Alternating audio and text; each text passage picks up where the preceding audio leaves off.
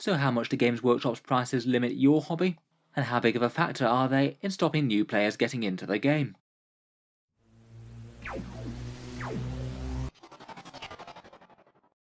Hello and welcome back to Auspex Tactics, where today I thought we'd talk about Games Workshop's prices, and for a different sort of take on things, I thought it might be fun just to look over a few interesting takes from comments, and some of the experiences of you guys dealing with Games Workshop's prices, particularly as people around the world are facing big pressure on prices at the moment. Games Workshop's prices have never been renowned for being low. Certainly quite a lot of people looking into the hobby are kind of amazed at just how much one box of plastic models can cost you, and it does seem that with each new release prices do tend to spiral gradually higher and higher as newer and nicer models come out. Why they're so high isn't a particular mystery. Obviously a fair chunk of the cost goes towards designing the minis, making the molds, and manufacturing things in the UK rather than outsourcing overseas, though even with this the price of plastic really isn't all that high, and once molds are made it's basically Games Workshop just printing money in terms of value. In general, Warhammer's prices are set by how much they think people will be prepared to pay for their products. As a company with shareholders, it's not really too surprising that they try to do this, extract the maximum value out of the products that they sell, though obviously they do need to balance that with actually driving people out of the hobby, as they still want plenty of people playing and of course buying. For individual model kits, they do tend to charge a bit more for all manner of things, the amount of plastic that you get in the box, the amount of in-game points, or potentially just how strong it is in-game. New shiny minis and particularly cool centerpieces do also tend to go for a bit more value than you might expect. Games Workshop's character miniatures are maybe a good example of that. Not really very much plastic, but quite a lot of points and quite a cool mini, so they charge really quite a lot for just one character miniature. I think the reason that they've got so high is that there's just loads of people who are dedicated to their IP and all the core lore in the Warhammer universes. So if you happen to be into specifically Warhammer as opposed to wargaming in general, they do have something at least superficially similar to a monopoly over their own models and rules, so do have a fairly big scope for charging what they like, and at least a fair few people are still going to pay the entry fee. They maybe do have a bit more competition these days from lookalike 3D prints that are kind of similar but not quite similar enough to be counted as copyright, and miniature agnostic games like Grimdark Future both can maybe take a bit more competition from them. But I think there's still always going to be a core player base that just plays Warhammer and just isn't quite as interested in those alternatives, obviously provided they don't make their prices too ridiculously ludicrous that everyone just abandons the hobby en masse. Still though, I do feel that high prices are going to drive some people from the hobby though, or just not start in the first place, particularly with current inflation and cost of living squeezes, and I thought it might be interesting to ask you guys as to just how much it's impacting you. With that in mind, I made a YouTube post, and I thought it would be interesting just to look through some of the top voted comments and a few of the other random scattered ones that I also found interesting. Let's go through your guys' takes, read the comment, and then talk about any interesting themes from it. Starting out with some of the top comments, first we've got definitely, and with inflation rates in the US getting worse, I've been looking into other tabletop games. It hurts to say because 40k is one of my favourite things period, but it's difficult to enjoy it when even a small kit costs $60 plus. Kind of telling that this one got quite so many upvotes certainly implies that quite a lot of people are feeling the same way. As a counterpoint, we've got since working full time, the time and motivation to paint are the main limitations. Prices are what keep me from branching out into new armies though. I do feel that that might be another common trend in 40k players. Perhaps a fair few people discover the hobby at school or in university when they don't really have an income coming in. Then quite a lot of people who got into the hobby at that young age turned into people who actually earn an income and can afford the fancy toys a bit more justifiably now. Though of course when you're working a full-time job and probably have a bunch of other commitments, time is maybe a bit more of a limiting factor. I genuinely feel a struggle to build a 2,000 point army due to their prices. I also hate the inconsistency of prices for 3 models, say Blade Guard Veterans versus 10 models, say Primaris Infiltrators, costing the same price. Just because the points of the models are different doesn't mean GW should be able to price things differently. I think examples like this do really show just how arbitrary Games Workshop's pricing is. 3 Space Marines on the left, albeit fairly fancy ones, for $55, 10 Space Marines on the right for $60. I kind of feel that sometimes this is done a bit deliberately, maybe some big cheap kits so that people can enter the hobby, but if you really want some of the most fancy stuff, then it's generally going to cost you more. Definitely, as a guard player, I don't understand why they have to charge so much for really old molds of cannon fodder infantry. I'm sure they make up for it on the bigger models, and they could lower the price on cheap infantry units. I do certainly remember the days when you could get 20 Cadian infantry for something like £20. In general, there has been a bit of a trend towards cutting back on their more hoardy style boxes, and charging a same flat rate for all models of just about every race. I think it's usually around about £27 to £30. Maybe not so bad for slightly more elite factions, but it does feel a bit more painful for hoardy ones, say like Guard Orcs or Tyranids. I must admit I think it would be quite nice if they did have a few more cannon fodder type boxes, as this poster says. That cheap snap fit monopose Cadian kit I did think was quite good for Guard players. That gave you a few monopose Cadians at a really cheap price. I guess maybe they removed them just as it was directly competing with their bigger box set, though I think giving players a bit more of a choice would be nice. Prices make some kits less appealing, like the heavy intercessors, but for me the scale creep has actually done more. More and more minis are on 40mm bases, and it makes storage a right pain to plan. Kind of an interesting take, that one. I've not really seen too many people bothered about bigger bases for miniatures. I guess scale creep has been a bit of a thing over the past decades for 40k. I think if anyone's bothered about things though, I think it generally tends to be more often about old models not looking quite right next to the new ones that are slightly bigger. Say for example those big chunky Mark 6 Heresy Marines looking a bit chunkier than the other plastic marks of armour. Yes and no. 10 years ago when I was an unemployed uni graduate, the price was a big part of what caused me to drop the hobby. But now I've got back into it as an adult with a decent salary, my own slow rate of actually getting stuff painted, and not being able to justify getting more until I've painted at least something from my pile of shame is what limits my purchases. That kind of goes back to one of the previous ones there, and I'm sure quite a lot of people out there certainly have quite a lot of models built up on the pile of shame, though it can still be a bit hard to impulse control and not pick up a new shiny plastic kit if you're super motivated to paint one up.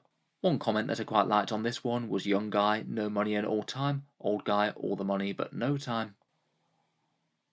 Yes, most definitely, I love Necrons, especially flayed ones, but when a box of 5 costs $50, the price of them stops me from adding them to my army in a more meaningful way. I must admit, if you are to pick just about any 40k kit and say that that's pretty questionable value, I think the Necron flayed ones are a good example. Fairly cool sculpts for models, but really it is pretty ridiculous having just 5 of them in a box. They're just standard size infantry models and pretty monopose ones at that, and the fact that they cost around about the same as 10 intercessors is really quite crazy to me. They're one of Games Workshop's few models that actually break the less than 1 point per dollar ratio as well. It's made all the more painful by the way that you might actually want to fill big blocks of them as well. I have seen quite a few people who've decided to convert them from the cheaper warriors rather than picking up this kit.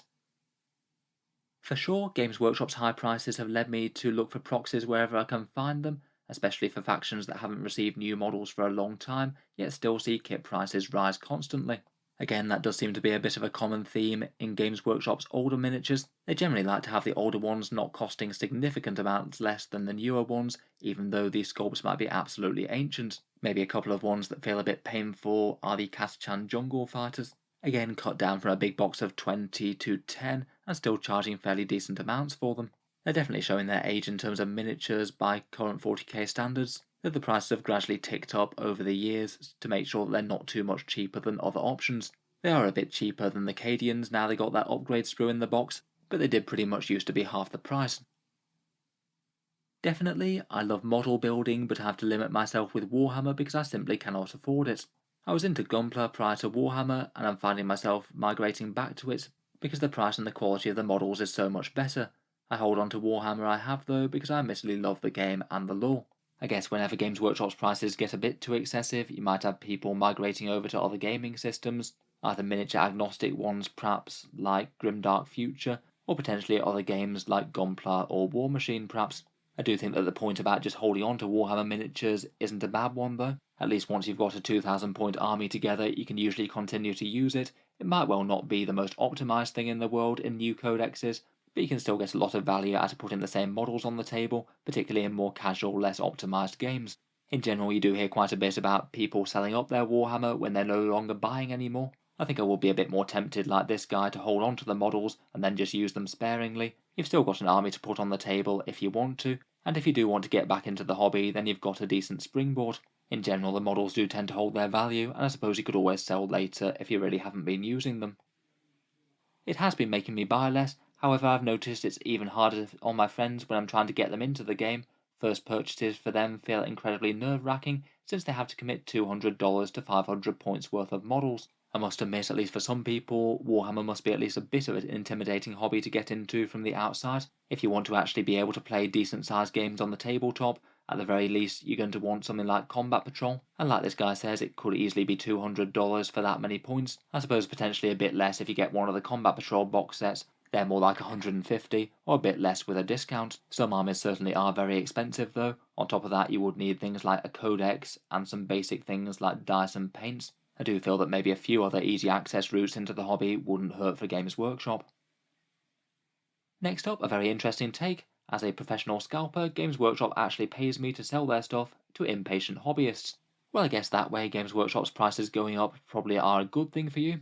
I suppose that's more profit to be made. Scalping can be a bit of an issue for the standard consumer for the hobby, I think. It does tend to be more of an issue for any boxes that they have a really limited supply of, I suppose. At least in recent times they haven't done too badly with having initial launch boxes and then having a made-to-order follow-up, so that could at least allow people to get the box set at regular prices, but it might mean that they have to wait. I guess we don't know exactly what sort of reselling this guy's doing. Scalping, I must admit, I think is pretty unhelpful, but the people who actually break down boxes and resell them on eBay I think are providing a good service. Say, if you have a big value box but you only want one of the units within it, I think that is genuinely providing a service to get the model cheaper, as it saves people the work of actually buying the big box and then reselling the bits that they don't want. It means things like, say, Space Marine Redemptor Dreadnoughts from Combat Patrols tend to go a bit cheaper than they would do otherwise, the same for common units like Intercessors.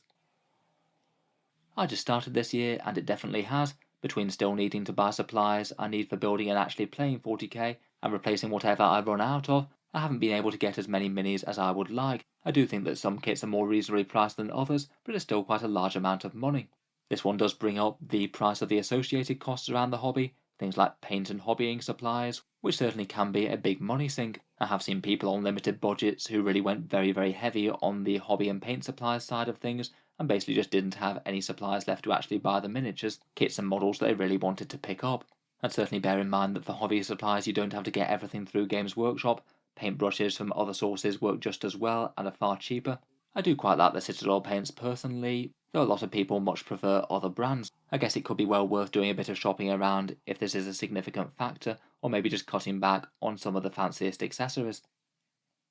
It's literally the only factor when it comes down to it. I haven't tried playing armies that I want to simply because they have more models in them and thus cost a lot more. Tyranids and Guard come to mind the most. It's one of the reasons that I shifted to the Middle-earth strategy battle game. A box of 24 miniatures is $45 instead of $10 for $55. Again, another comment there about some armies costing significantly more than others. The Horde-type factions do tend to be pretty dire from Games Workshop. I must admit, as a Guard player with well over 300 Cadians in my collection, I didn't buy any of them directly from Games Workshop. They've all been off eBay and second hand. I feel like a little bit of loss of detail or maybe some suboptimal model assembly really isn't all that a big deal when you've got huge hordes of chaff going forwards. People don't really notice the individual models that much, it's more about the cool mass effects. It is kind of interesting that Games Workshop themselves have other games that have a lower price of entry, like the Middle-earth one. I guess the miniatures tend to be a bit more monopose and push fit, but you certainly can get quite a lot more models on the table for the same amount of price if you want some Minas Tirith swordsman or something. As someone with a busy schedule, I've stopped buying codices and rules because I'm tired of paying $50 for a book that I might use twice before it's invalidated, if I'm lucky. Yeah, I must admit I'm with you with this one. I feel that Games Workshop maybe offering very cheap digital versions of the books might be a good idea, particularly as, say, for example, Codex Space Marines might be updated every 1 or 2 years, and now codexes cost $50+, it does seem like really quite a hefty tax just to keep up. It definitely impacts the more casual players who don't get that many games in, more than people who play every week. Certainly feels a bit hard to justify repeated rulebook changes coming up, if they do have a fairly short shelf life before turning into waste paper rules-wise and just a book for pretty pictures. I think it's usually worth keeping an eye on rumours and news for when codexes are going to come out. I often tend to resell mine when I know a new updated version of the book is on the horizon. That way you can still get a bit of money for it, and it maybe makes the rules turnover a little bit less bad. Not really, it takes too much time for me to paint the damn things because I'm a perfectionist, so I rarely get an army fielded. I guess it does mean that you could look at Warhammer as a bit more of a valuable hobby if you're going for a bit more of a high arts approach and just trying to get a very small amount of very nicely painted models on the table. The amount of time it might take you to finish up a character or a squad might mean that quite a lot of time's gone by, so it isn't really all that big a strain on the budgets. I must admit I do empathise with this one a bit. I do quite like to have my miniatures looking how I like them, and that's definitely the biggest limitation on me getting more. It does perhaps mean though that I brought some models towards a project that I wanted to get an army started for, and then basically half an edition to cycle by the time that I've actually got them off the workbench, and it certainly makes some of my competitive armies feel a bit behind the times. My primary hobby is wing foiling. I brought a new foil last month for £425 second hand. I've been able to use it twice since then for about 5 hours because it requires very specific weather. A £35 box of Marines will easily give me 5 hours enjoyment before I've even finished painting, and you guys have no idea what an expensive hobby looks like. I think that this one's quite an interesting take. I think it's not a too uncommon take to compare 40k to other expensive hobbies, maybe things like extreme sports, golf or fishing potentially, all of which might run you at similar budgets for the amount of time that you spend on them. I think it's perhaps fair enough for some. I guess even when the individual miniatures and bits of plastic feel like they're expensive for what they are, if you look at the hobby as a whole and compare it to a more expensive hobby as a whole, you might still be better off doing Warhammer than being someone who has a thing for regularly going skydiving or eating out at the most expensive restaurants every week. Still though, I guess it depends on your personal circumstances. For a lot of people, doing something like a wing foiling hobby might just not really be an option. Though if you do happen to have some disposable income, I suppose it's not the worst. The other major theme in the comments that's kind of hard to ignore is the amount of people talking about 3D printers and how they've been using them with relation to Warhammer. Here's a few takes that particularly took 3D printing into account. Absolutely, when a brand new 3D printer, some resin, and beautifully designed and legally distinct STL files are cheaper than buying a 20-plus-year-old plastic that might get a rules change next week. This priced me out when wanting to add less competitive but lore-friendly units to my army. Printing also allowed me to print up an army how I wanted it to look, not just the same old version that everyone else has, and if Games Workshop had a 3D printing service directly at the local gaming store, then I'd use it. Definitely not an uncommon take with 3D printing on the rise. It is pretty much an entire hobby in and of itself, learning to print things and getting the miniatures to come out right, but for people who manage to crack the learning curve, it certainly seems to be worth the investment. As this person says, there are quite a lot of things that look kinda like Warhammer but not quite the same models, and some stuff might not fit the bill quite as much as Games Workshop's miniatures, but a lot of stuff does look pretty stunning and could even fit the bill better than the models that Games Workshop has to offer themselves. Can't see Games Workshop properly pivoting into consumer 3D printing for a while yet, but it seems pretty reasonable to think that it might happen at some point in the future many years from now. Continuing with this theme, honestly one of the healthiest things for my local community has been my purchase of a resin 3D printer. The amount of doors it opens just to fine-tune your hugely expensive minis army with custom bits or hard-to-get weapons is great. GW releasing upgrade kits for the Horus Heresy that are big enough to split seems like a great step in the right direction, but they're still just pricey enough that this printer has paid for itself twice over now. It often does seem to be the way in gaming groups these days. You might not necessarily have a 3D printer yourself, but if you're in a big group then you might know someone who might, and generally they quite like doing favours for other people, supplying people with custom bits and upgrades. I feel like it's a particularly good source of chapter-themed bits. Say for example, I've seen quite a few fun Space Wolves themed or White Scar themed Blade Guard veteran shields. Really quite cool to have a custom one that more befits the lore of the chapter rather than the more stock standard one. It's pretty interesting that they mention those great big Horus Heresy kits as well. It is quite nice to see Games Workshop actually offering a serious amount of special weapons in one box, perhaps a bit more generous than has been the norm for them with bits kits. I don't know whether it's partly inspired to try and compete with people printing 3D printed guns. Genuinely yes, I got into 3D printing specifically because regular 40k was too expensive for me to afford. A 10-man Rubik Marine squad cost me 95 New Zealand dollars. For $80 I can buy a litre of 3D resin and print out 3 dozen 30mm scale miniatures before I have to even start checking how much I have left. Again, if you do want some alternate variant miniatures, the sheer quantity of models that you can get out of a 3D printer is going to beat Games Workshop per the price once you've got the technology going. I guess having plenty of people with 3D printed alternatives to armies is genuinely quite a good way of lowering the barrier to entry and get a lot more people playing and engaged with Warhammer, even if they can't or don't want to get into buying an entire army of plastic from Games Workshop. Finally, GW prices convinced me to buy a 3D printer, learn 3D printing, and perform hundreds of hours tuning and troubleshooting. Pretty easy to say that they priced me so far into spite, they made me pick up in a different hobby altogether. I guess that one perhaps does underline just how much effort 3D printing can be to get into. I won't say I'm any sort of expert myself, and I'm sure some people have it work just straight away without any fine tuning, but it does look like if you're not particularly careful there could be a fair amount of ways that things could go wrong. Must be dead satisfying though when you do get the process done, and you are able to fire up your own miniature factory. So quite a lot of interesting and varied takes there.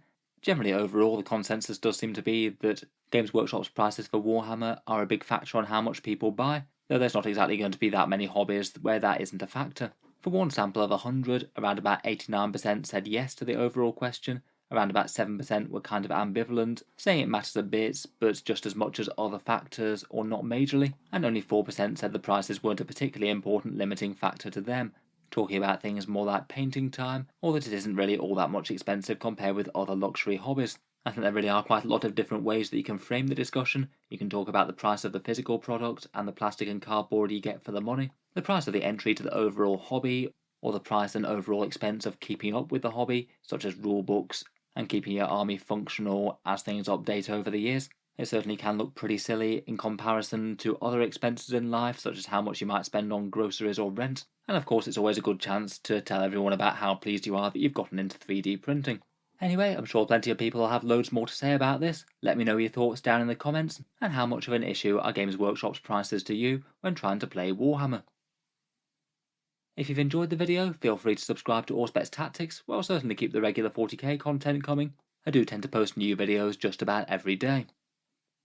Finally, if you have been enjoying all the videos on the channel, I would just like to mention that Auspex Tactics does have a Patreon page as well, and you can find that down in the video description below. The Patreon page is what allows me to keep on making videos like this quite so regularly, so if you are enjoying a lot, any support is enormously appreciated. Channel patrons also get a fair few advantages, seeing certain videos early, regular votes to see what sort of things come next on the channel, and automatic entry into the regular prize giveaways with a chance to win some big model kits each month. If any of that sounds good to you, or you'd just like to help support, the link is down in the video description. In any case, an absolutely enormous thank you for listening, and I'll hope to see you guys next time.